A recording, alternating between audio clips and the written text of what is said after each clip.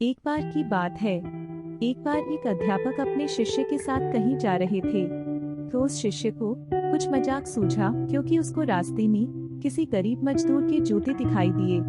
उसने गुरुजी से कहा, अगर हम इन जूतों को कहीं छुपा दे तो कितना मजा आएगा। देखते हैं कि मजदूर पर इसका क्या असर पड़ता है।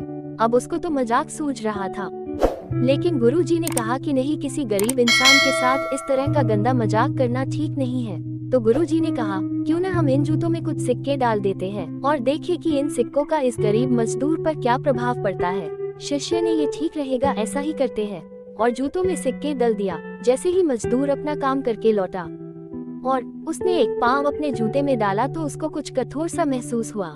उसने अंदर हाथ डाला तो उसको कुछ सिक्के मिले।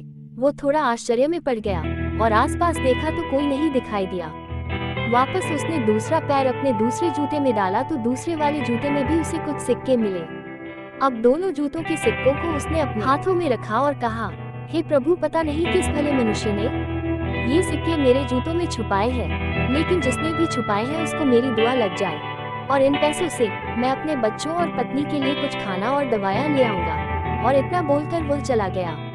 इस बात को शिष्य और अध्यापक दोनों सुन रहे थे।